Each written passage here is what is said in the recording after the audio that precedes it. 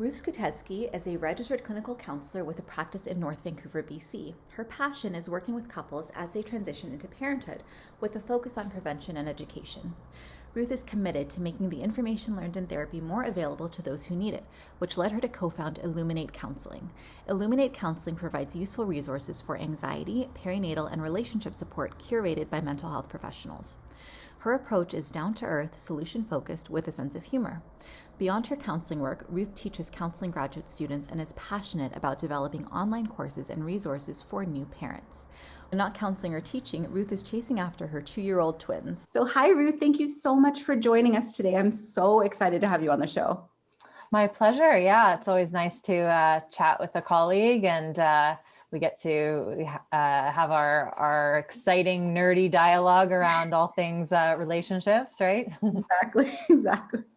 So today we're actually talking about how to find happiness.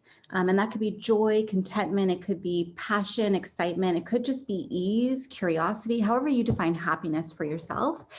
How to find happiness when you're in a relationship that doesn't seem so happy. So for a lot of people, it's like after they have kids, they notice their relationship changes quite a bit. And I know I see that in my practice a lot. I'm curious, do you see that in your practice as well? Yes. Yes. Yeah,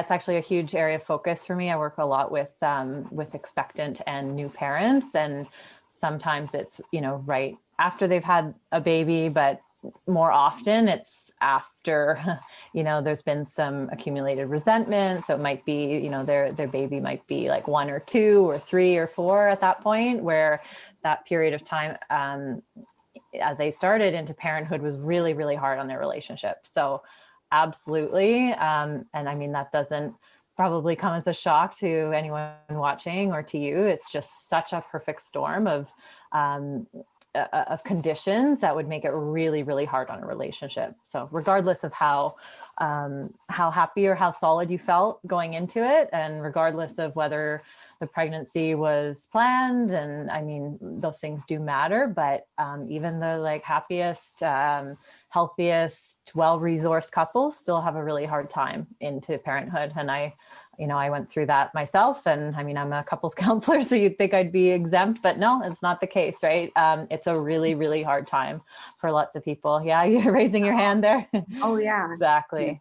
It's universal, I think. Yeah. If you're loving today's episode of the Get Happy Show, and if you want more actionable tips and tools on how to feel better every single day, please be sure to hit that thumbs up button and subscribe.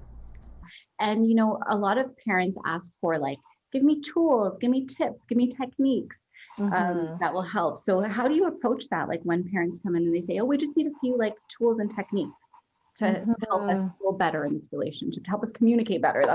That's usually the one, right? Yeah, for sure. Well, I mean, a lot of what I do is reassuring them that what they're going through is typical and expected. I hate to use the word normal, but essentially normal and not surprising. So that can actually be quite helpful for couples, just to know that, hey, there's nothing wrong with us. We're not doing anything wrong. This is just a really hard time. This is a transition we're going through. And, each person, if you think about it, is kind of going through their own metamorphosis, right? So mom and dad, or mom and partner, or mom and mom, however it looks, is each going through a transition into a new role and a new identity. And then all of the other things that come from just having to take care of, or being responsible for another human life, right? So again, it's that perfect storm. So a lot of my work is educating people that this is the norm, this is expected, that this is okay, and managing those expectations. Because what can happen sometimes is couples can panic, right? They can see that as, oh my God, have we made this big mistake? Are we not meant to be together? Are we not compatible? What does this mean about our relationship, et cetera, et cetera. And I mean, sometimes that's the case, that, again, maybe it wasn't planned, and they feel like they've jumped into something that they weren't quite ready for. But, any couple, even the most prepared couple, can find themselves in that position. So a lot of the work I do is normalizing that that's part of the deal, and to not panic, and, let's give you some tools and some resources to help you through that, but also for them to expect that that's just how it's going to be for the next little while, and you'll come through it, right? That hope piece that it will get better. You will sleep again. You will like each other again, when, you know, the whole system isn't so deprived, because that's essentially what parenthood is especially at the beginning. It's like everybody's just operating on like totally empty tank. And so everyone's fighting for resources, for time, for sleep, for care and attention, all those things, right? Yeah, and I'm assuming there's like kind of an effective way to fight for resources and an ineffective way to fight for resources with your partner, right? Yeah. When you both need time, when you both need sleep, when you both need affection. Maybe one needs it more than the other, right? Well, I mean, in general, I would say that couples can often get into this scorekeeping dynamic, right? So it's, you know, you got to do this yesterday, now it's my turn to do this. And both couples, again, are kind of fighting for that. And I understand why, right? Again, it's like, it feels like survival of the fittest sometimes. It's like, okay, well, if you feel like you have to advocate for what you need in order for that thing to happen, because, you know, by default, it might not just happen. But I would say, to kind of answer your question around what's an effective or an ineffective way of making sure everybody kind of gets what they need, is to set it up in a bit of a like divide and conquer situation. So having some time where you spell each other off, that's really the only way to do it. And when you don't have a ton of time, or if you don't have a ton of extra help, is, you know, I'll watch the baby, you go and do this, and vice versa. So it's a kind of a mindset, right, of like wanting to give that to your partner as something for them, recognizing that that's going to help them be in a better mood. That's going to probably, if your partner's a nice person, we're going to want them to, or they're going to want to reciprocate for you or to you. And so it's creating a bit of a system where that's just kind of in the DNA of what we do, right? We give each other the time and see it as beneficial for the whole relationship, not just for that person. Because if you think about it, when that person goes off and like goes for a run, or has some time for their self, or whatever that self-care might be, then they come back and they bring a different energy into the relationship, which is going to help like the whole system. It's going to make them more patient, more appreciative, and it just adds so much good to the whole thing. And so it's easier said than done, of course, but that's one of the most essential things I think a new couple can do, is to create a system of that's just what we do. We divide and conquer, we spell each other off. Of course, we want to still have some family time where we're all in the same room and some shared time together, but that's okay, right? Both of you don't always need to be with your baby at all times. Does that make sense? For sure. Oh my gosh. Yeah. And it is a mindset shift, right? Because it can be so easy to get sucked into that, like, I'm with the baby all day long and my partner's maybe at work. Like if you're on parental leave or something, you know, I'm with the baby all day long, my partner's at work, and they come home and, you know, I want to just like shove the baby at them and leave. but then they feel like, oh, I need to unwind after work. And we both need so much space, right? Like it feels like we both need more space than there is space to have. So yeah, so it is the mindset shift. And also I really loved how you talked about recognizing that when you give your partner that time, they will come back kind of a different person, right? They'll come back a more refreshed version of themselves, probably a nicer version of themselves. Yeah. And hopefully they'll want to reciprocate.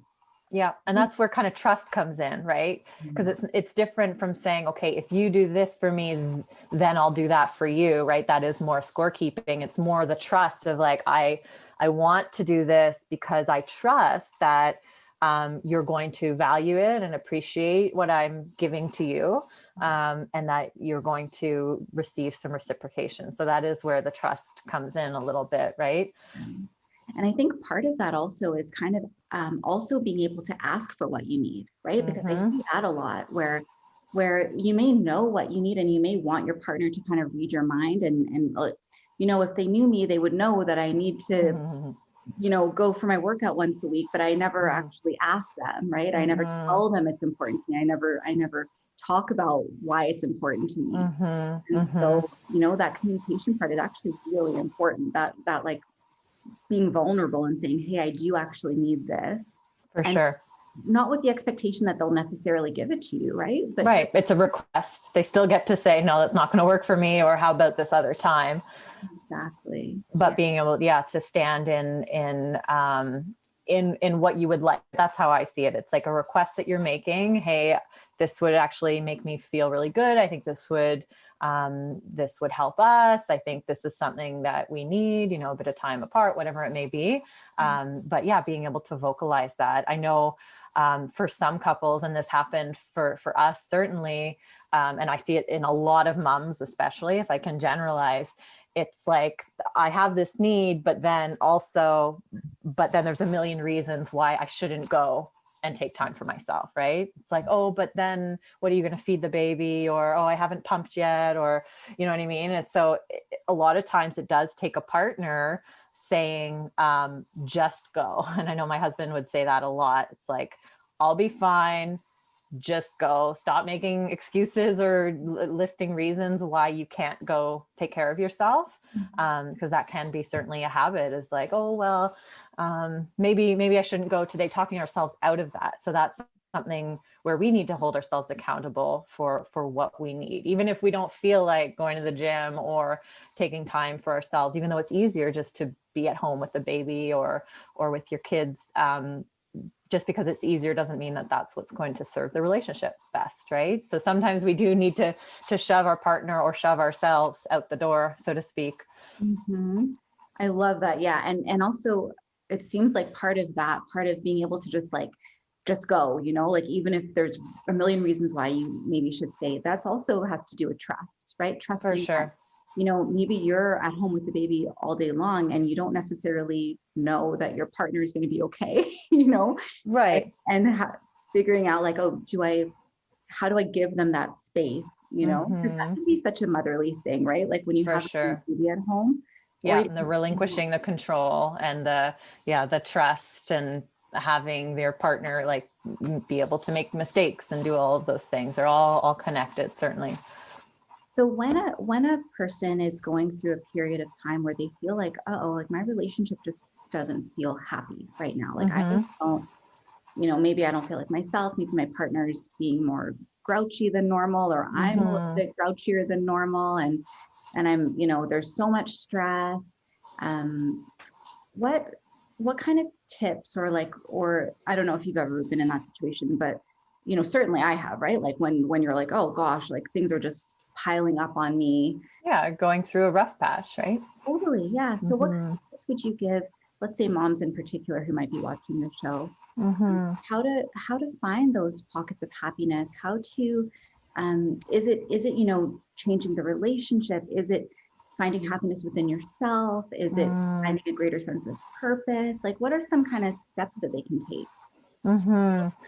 Well, in my mind, I kind of divided it into two categories. One is for the folks who are new parents and they're going through that, like I said, that inevitably very difficult time in your relationship, whether you've been together 2 years or 20 years, that's going to be a hard transition. So for those folks, I would definitely come back to, it's going to get better. You're going to get through this. Try looking at your expectations a little bit, right? Not comparing your relationship now to how it was pre-baby. Those are apples and oranges, totally different season of life, totally different, pressures on your time and so many other factors, right? I won't even begin listing all the hundreds of reasons why that's a hard time. I'm sure you can understand. So a lot of times it's like, stay the course. Try not to make this bigger than it needs to be, because some couples can get into that real hopeless mentality, right? It's like, what happens if this doesn't get better? Or, are we going to get divorced? They start overgeneralizing or kind of focusing on what could happen, right? It's like all the negative scenarios of what happens if this just keeps getting worse and worse and worse. And yeah, sometimes occasionally that can happen, but I'd say more often it's like riding that wave of trusting that this is a hard time, that things will improve. But then also looking at, I mean, it's always worth looking at, what can you do to show up as the best version of yourself in a relationship? And that kind of takes me to the second category of people who I'd say maybe aren't necessarily new parents, but are just going through a rocky period for whatever reason. Maybe it's COVID, or maybe it's, a job change, or, just their partner is depressed, or whatever it may be. And there are lots of reasons why relationships can go through rocky times, midlife crisis, you name it. So, again, I think those people, it very much comes down to, how can I show up differently? And the more I do couples work, the more I realize that is the number one most important factor, because we can't change our partner. We can only change how we show up. We can only change what kind of relationship we want to work towards. And yes, there's a hope that, hey, if I do some work, hopefully my partner will also want to be a better version of themselves. But we can't ensure that. So to your question around, well, how do you find happiness or contentment? It's how do you show up in a way that makes you feel like you're proud of who you are, and you're being the best version of yourself that you can be. So it's kind of like separating yourself from your partner a little bit. And sometimes people are surprised to hear that, because they think, oh, like, isn't that just like ignoring the problem? But it's not. It's like standing into your own power. It's like, okay, well, how can I show up differently? Do I need to change how I'm delivering my message to my partner? Do I need to take better care of myself? So again, I come back refreshed and feel good and want to listen to my partner, those kinds of things.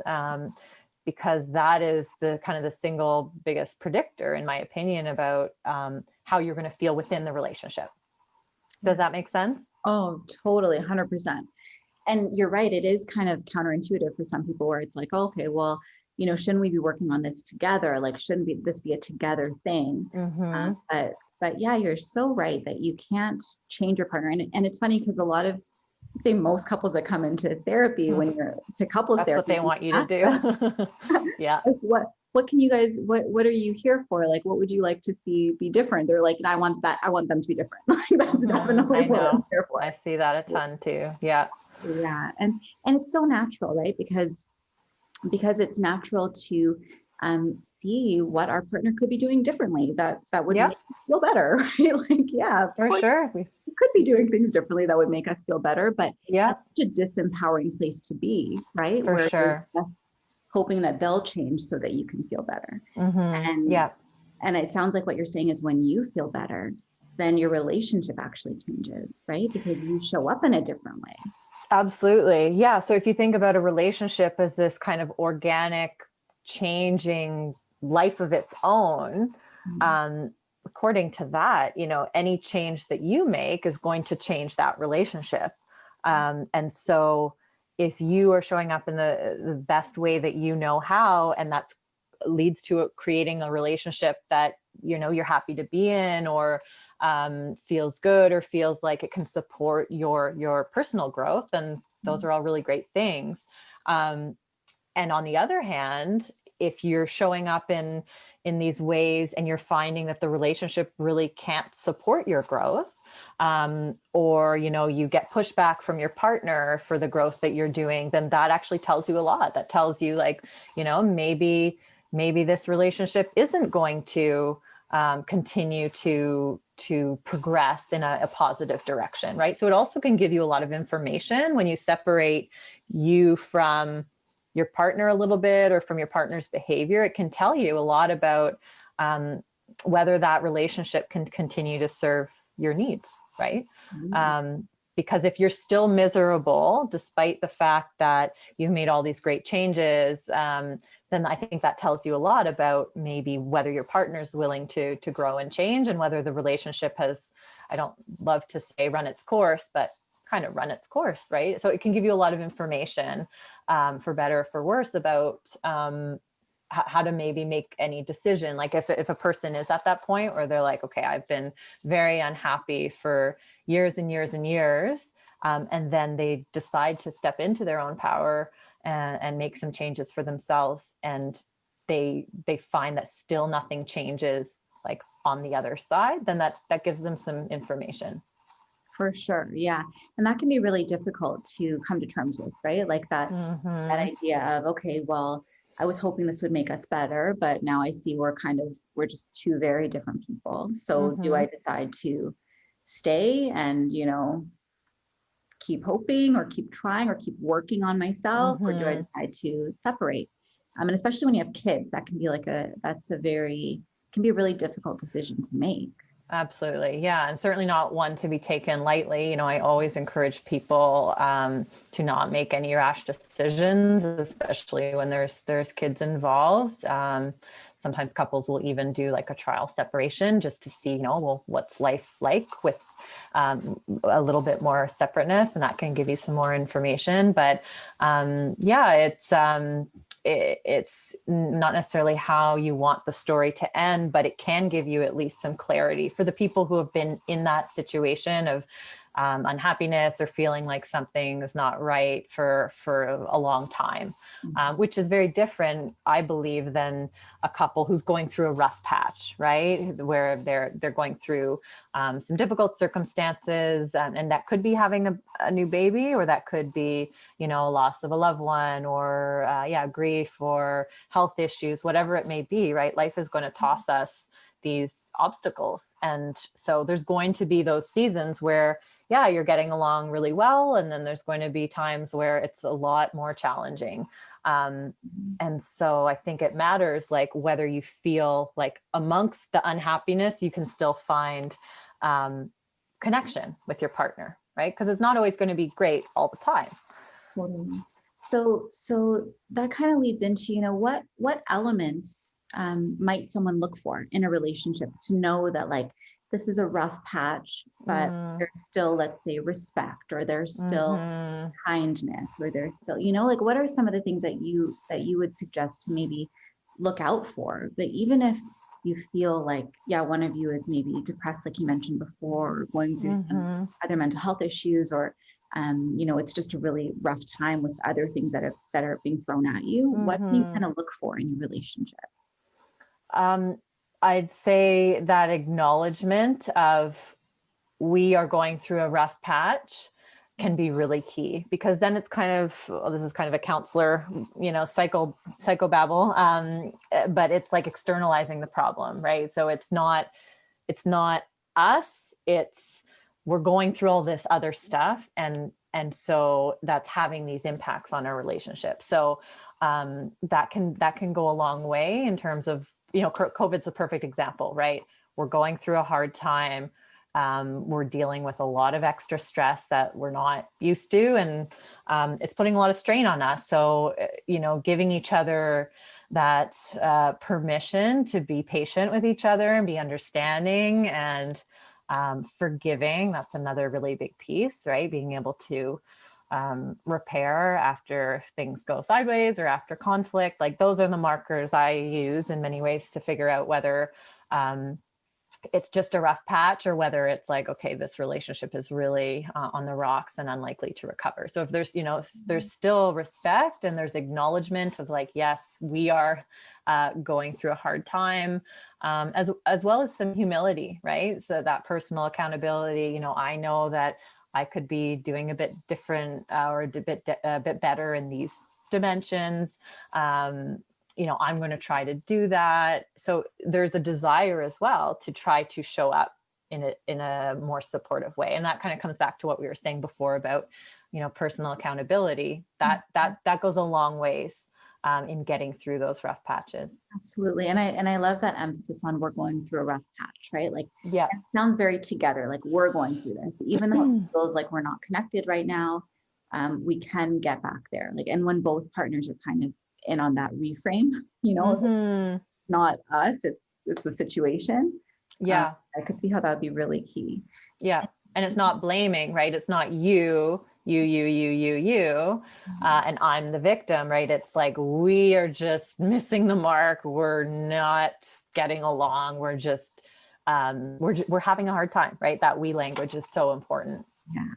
And you also mentioned something about forgiveness. Can you talk a little bit about forgiveness and repair in a relationship? Well, for the people who are familiar with John Gottman's work, that's definitely from him. So this idea of repair is that how we move through conflict is almost as important as how we actually, go through the conflict itself, right? So it's the aftermath. It's what happens when we're not getting along. What happens afterwards? Do we come back together and talk about it? Do we make attempts to take responsibility? Do we try to figure out, what happened? Versus, some couples who will just like blow past it. Nobody says they're sorry. Nobody, takes any accountability. And then they basically just wait for time to pass. And then they say, okay, well, I guess we'll move forward, but they haven't actually processed. They haven't actually figured out what went wrong. And so that repair is super important because it helps the reconnection, right? It helps you get back on track. Totally. Is that something you teach couples when for counseling? You kind of teach them how to do that whole process of repair? Yeah, I think it's a really important piece because, I'm a pretty practical counselor in that I don't feel it's realistic to suggest to people that, hey, you're never going to have disagreements. It's more like, what do you do after you have disagreements? This idea of like, what's fair fighting versus, fighting that's going to lead to a lot of resentment and hurt and pain. And so, repair is so powerful. Like I see it every day, how powerful it can be. Like even if you totally misstep or you say something you don't mean, like, yes, that has impacts and we want to take that seriously, but there's also a lot of power that we have to make things right. And that takes putting our ego to the side. It takes, again, stepping into our own accountability of, I kind of messed up there, or that was way out of line, or, I didn't show up for you in the way that you needed, whatever it may be, but it's taking responsibility and then trying to make it right. And, the couples that I worry about are the ones that stop caring, right? The ones that stop caring that they've hurt the other person. Because then it kind of suggests like, well, they don't really respect their partner anymore, or they don't want to fight for the relationship, right? They're just kind of like throwing in the towel. So you want to be showing that the relationship matters. And sometimes the best way to do that is through repair. It's like, you matter to me more than my ego matters, for example. I know it's easier said than done. I get into that trap myself. Everybody does. They're human, right? But it's certainly something to keep in mind. Yeah. And that kind of brings up this idea of, you mentioned earlier, this idea of resentment. Like when you said like when maybe your kids are 2 or 3 or 4 and there's been built up resentment. And I see that sometimes where one partner might feel just it's easier to stop caring than to keep building up the resentment. And then you see really that in their relationship where they're not doing the work because they're just so fed up, or they're just so overwhelmed, or something that they just threw in the towel. Yeah. So how do you have like a way of helping people who have a lot of resentment built up to kind of let that go, or to work through it or process it so that they can then start to feel happy? Because it's really hard to feel good in that situation when you're all stuffed up with resentment. For sure.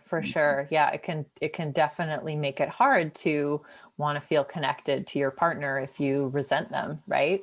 So certainly therapy is a great one. Either couples therapy where you can process those resentments as a team, or individual counseling, right? Because sometimes the resentment, it's less about the other person. It's more about kind of getting through it yourself. And there may be pieces that your partner needs to know about because they may have no idea that you're resenting them. And you certainly want to make sure that you're not making those mistakes again in the future. Like, for example, a lot of resentment comes from, like in your example, let's say you have young kids, some moms, especially, I will see this, they don't ask for help. Right. So it's like they've accumulated all of this resentment because, again, it's like, oh, it's just easier to just do it myself. Right. That's what we see a lot of.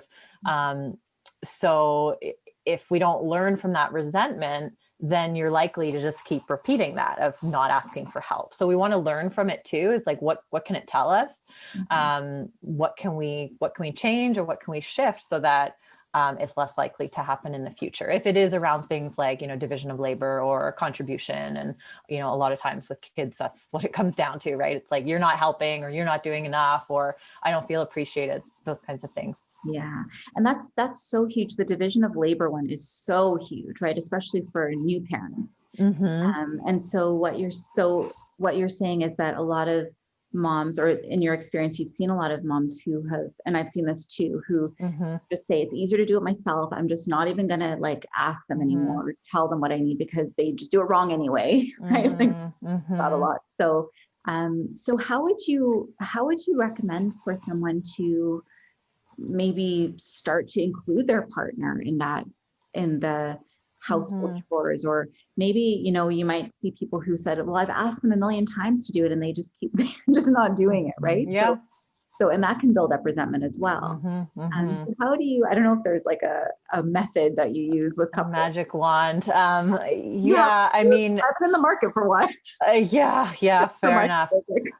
Yeah. Well, I mean, a lot of times it's about looking at what are the like internal obstacles that's preventing that in the first place. So the ones that come to mind immediately for me are things like perfectionism, which again is kind of like the curse of motherhood, if I were to generalize. And so by looking at that perfectionism, you can get people to pull back a little bit. Because if you think about it, if you're occupying all of the role, the whole like parental responsibilities, there's no space for your partner to step in, right? So in order for them to step in, and I hear this all the time, right? It's like, well, she won't let me, but he won't do it, but she won't let me, right? So you sometimes really need to force yourself to pull back. And that literally might mean you're out of the house for like 5 hours while your partner figures out how to do whatever, right? How to change the diaper, or how to, do the laundry or fold it in the way that they want to, rather than the way you want to, right? So a lot of it's about, moving away from the perfectionism that can prevent the partner from wanting to step in, right? Because from their perspective, they're like, why would I do that? Every time I try, I get yelled at, or I get told that's not the way that it should be done. And it's like, of course, you're going to not want to do that very often. So it's not to blame that person or blame either party. It's just looking at it as like, how do we solve this problem? Okay, if one person's occupying too much of the space, how do we get them to pull back so that the other person can step in?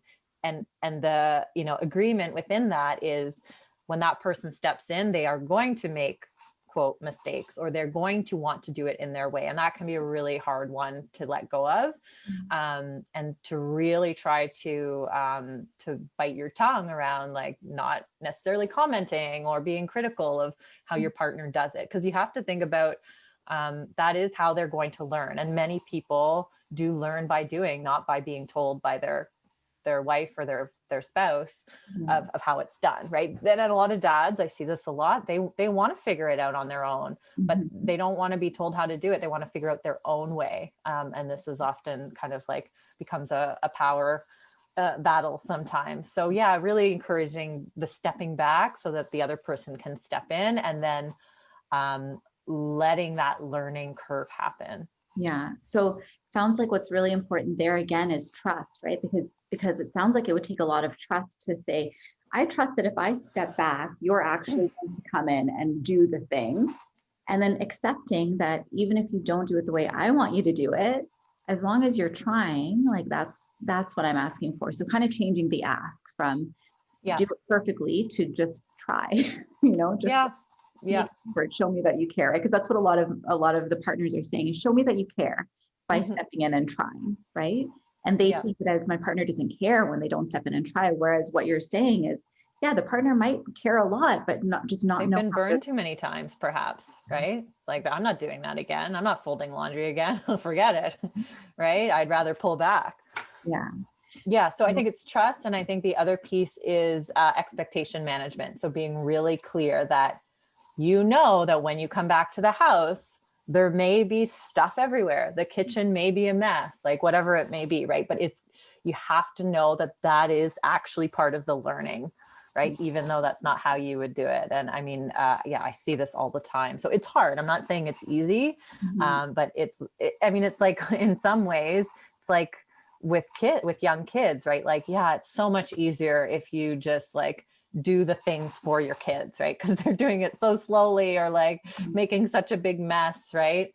You're like, just give me that, let me do it myself. It can feel that way sometimes with a partner with some domestic responsibilities or responsibilities related to childcare, right? So I mean, ideally you want to get to a place for most modern couples want to be able to feel like their ways are valued, their methods or their perspectives, and not just one or the other.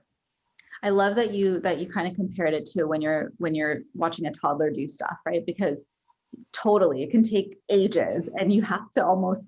I think I was reading about the Montessori method, and Maria Montessori used to have like a rosary or something that she would just like count the beads when she was watching kids try to do stuff to avoid stepping in and doing it for them. Yeah, it's really hard for sure. Restraint, right? That's the piece. It takes restraint. It takes biting your tongue a little bit, not saying all the things that you want to say around being critical, and allowing that learning to happen. Because that's what you're trying to keep in mind. Big picture is like you want that person to step in so that you can step out. Yeah. But that there's going to be a period of negotiation or a learning curve that's just going to happen, right?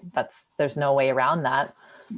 And that criticism piece is so important too, and not just for everything. So I wondered, could you maybe help us with what criticism is and how we could identify it? Yeah. So criticism is different than complaining. So complaining is more like around, behavior, and criticism is a little bit more targeted, right? It's like, why did you do it that way? Or like, what's wrong with you?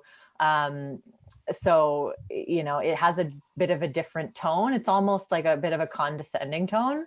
Like, I know better, or I would do it this way. Why are you doing it that way, kind of thing.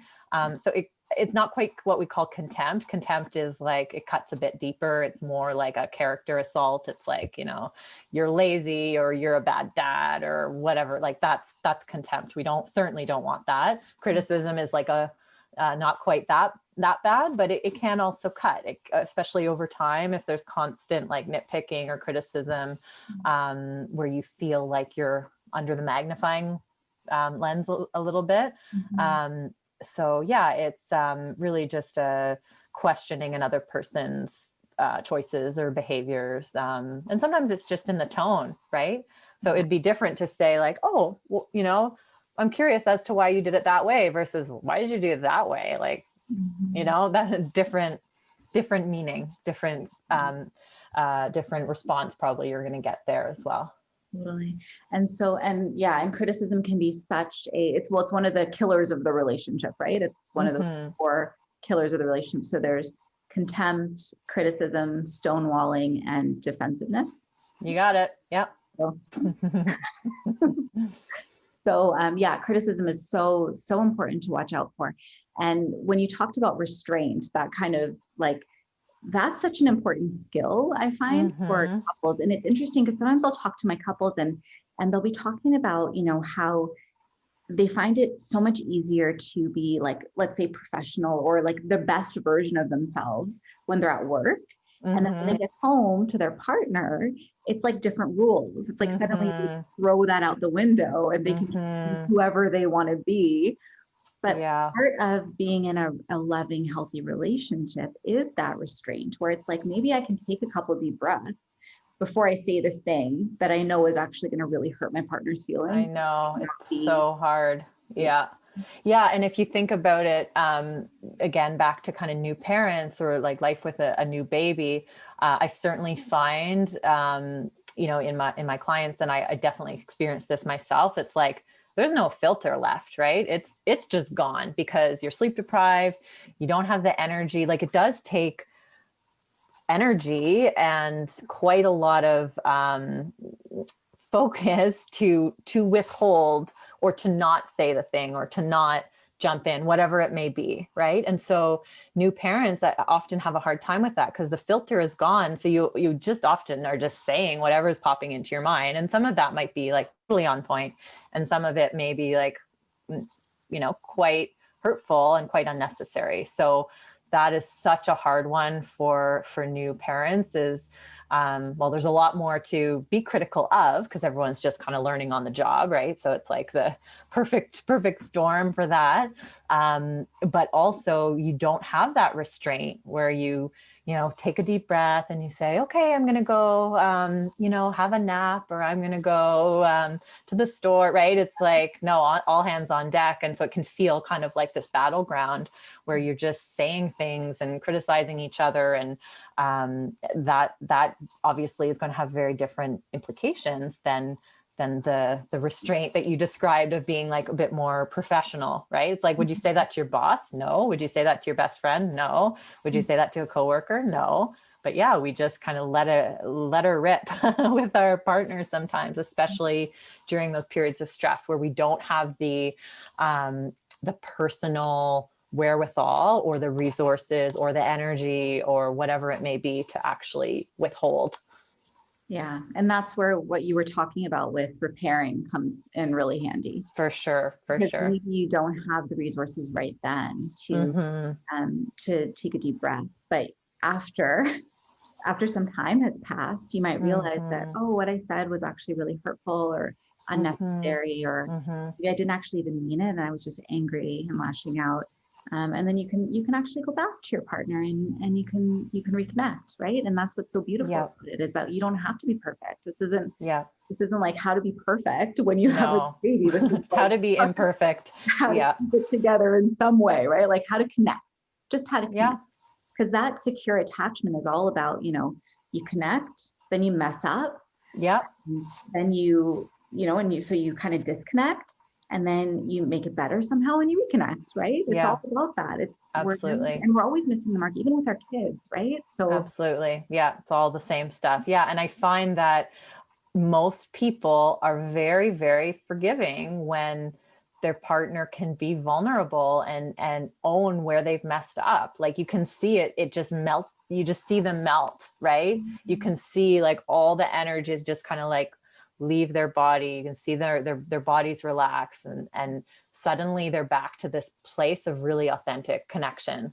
And so people ask me all the time, it's like, is there a magic wand to relationships? And I'm like, well, not really, but if there was one, it's humility and repair. Because anything that's like ego-based or just about protecting ourselves, it's going to do a really good job of that, protecting us, but it's going to be the absolute killer on connection or the relationship, right? So, I mean, the Gottman quote is, do you want to be happy or do you want to, do you want to be, what's the saying? It's, do you want to be happily married or do you want to be right? Because you can't have both, right? And so it's so often about admitting when you're wrong, or even being generous, even if you think that, you're not totally wrong. Like, I had some good points in there, but I'm choosing that, you know what, I want to repair. I want to reconnect. So no, I'm not going to throw my needs like totally out the window, but I'm going to extend an olive branch, so to speak. Right. And the cool thing about that is that when you're in that period of connection, when you've extended that olive branch and when you're both feeling really good, it's so much more likely that what you asked for will be received in a good way, right? Like in a giving way, where you can say, okay, I need to have 10 minutes of meditation time, let's say, right? When you ask for that in an angry way, when you guys are disconnected, chances are that's going to be a hard ask. But when you have extended that olive branch and then you ask for it, right, when you're in a good place, it's so much more likely that they're going to say, yeah, that makes sense. And I also need this thing. And you're going to be like, yeah, okay. That makes sense seems reasonable. Yeah. Exactly. Things just seem a lot easier when you are connected. It's true. It's true. Yeah. We find ourselves battling more than we need to, right? So finding those inroads back to connection, it's hard because again, it takes usually putting the ego to the side, and the ego is a very strong thing. But it's definitely worth it to be able to train ourselves to repair and repair well and repair frequently. So I just have one question about what you were talking about earlier. You mentioned vulnerability and how being vulnerable can just melt your partner.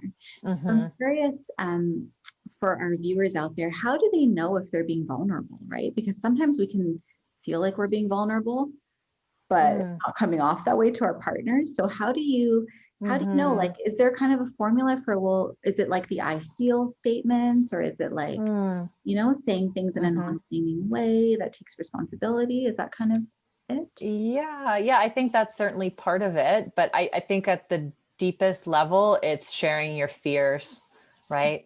And I know it's hard to get to that point really quickly. So you might need to, you know, slowly work your way to, I think what this is actually about is X, Y, and Z. But I mean, things like, you know, I'm sorry that I've been so controlling. I'm really afraid, or I have this fear of, you know, being wrong, or I'm worried that you won't respect me, or, you know, I'm worried about our baby not being fed, or whatever it may be, right? It's trying to get to like, what is the root fear that this is tapping on? So asking yourselves those questions, like, what is going on for me right now that I'm having a hard time with this, or why did I react in that way? And so basically asking yourself, like, what am I most afraid of? And I'm not talking like spiders or elevators or heights. I'm talking about like the emotional fear of and the, you know, the top 5 or the top few, I would say, are fear of being abandoned. So i.e., you know, I'm worried you'll leave me, or I'm worried that you won't respect me, or you know, I have a fear that you know, if we don't do this, then our relationship's going to end, or, you know, it's a lot of that, you know, the attachment stuff, right? Of like, are you there for me? Can I trust you? I'm afraid I can't trust you, or I'm afraid to trust you because I'm afraid of being hurt, all those things. So it's asking yourself those questions around, what am I most afraid of? Because usually those fears have a way of popping up pretty regularly, and they're totally legitimate, human, normal fears to have. We all have them. But if we can own that is really, you know, deep vulnerability, to be able to say, I'm afraid that if I don't do this, it will make me a bad parent, right? Wow. That's going to make your partner respond to you very differently than if you're just nagging him or her about, you know, what to feed the baby or whatever it may be, right?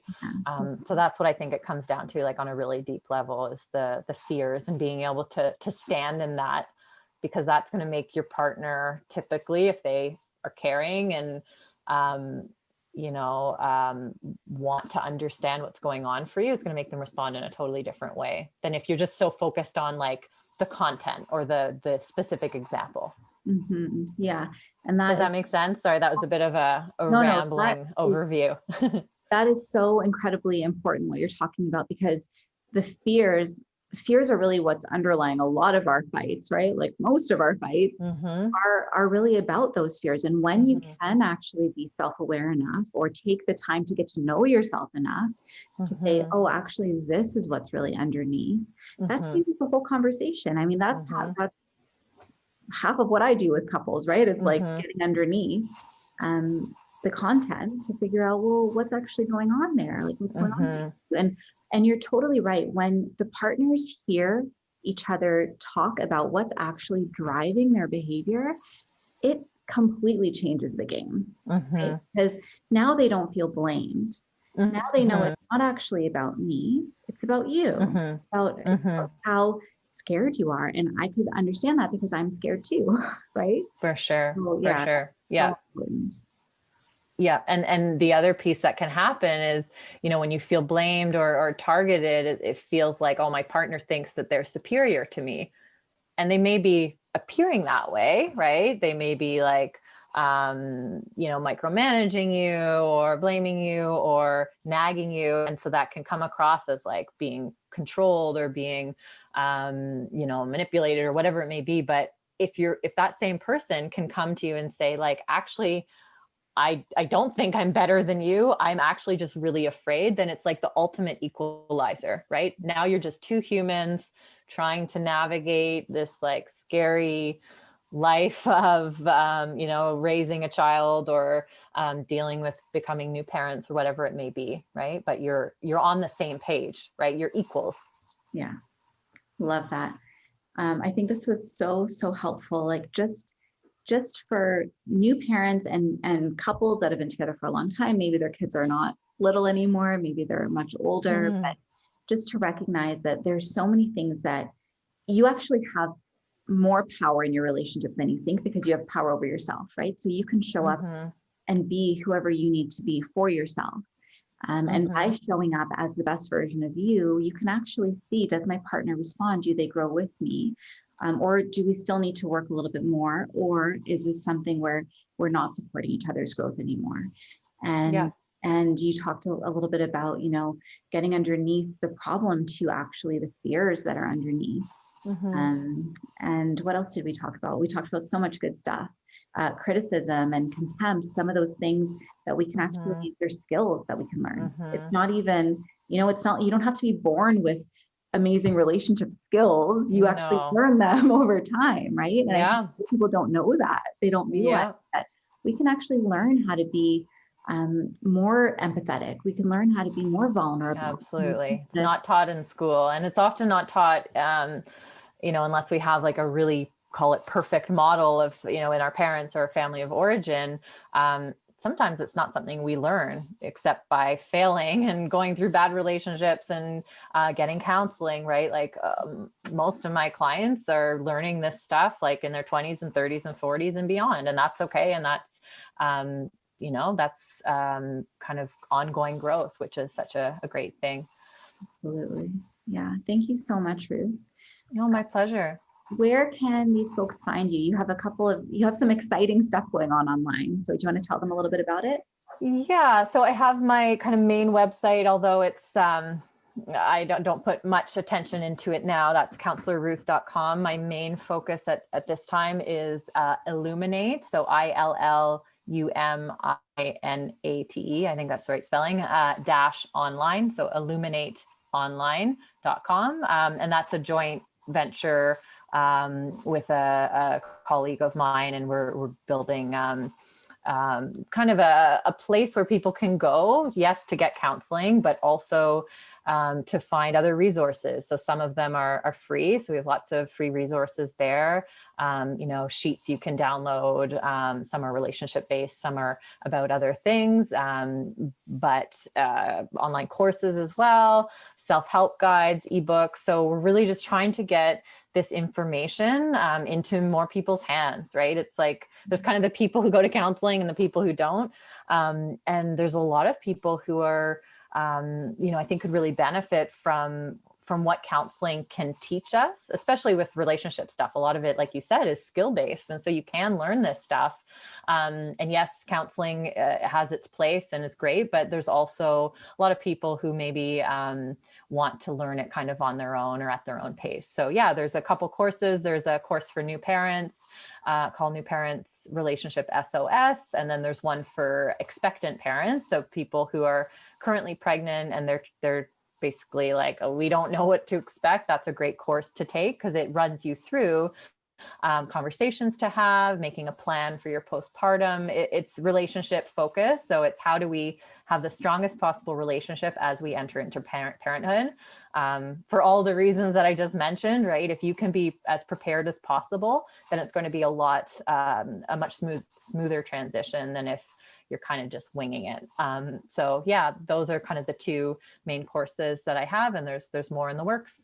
Awesome. Are those courses for individuals, or do couples take them together, or both? Either or. So a lot of people will take them on their own, and then kind of like, especially the more keen partner will take it on their own and then share what they think their partner needs to hear, or bring their partner in for some of like the couples activity. But other people, other people will both take them. So yeah, if you decide to take them as a couple, you don't need to pay twice, right? It's just one fee. So that's certainly an option. It also comes with a workbook that you can download and work through. So yeah, it's for individuals or couples who are about to enter into parenthood, but it's focused on the relationship itself. Amazing. Thank you so much, Ruth. This was awesome. Yeah, my pleasure. My pleasure.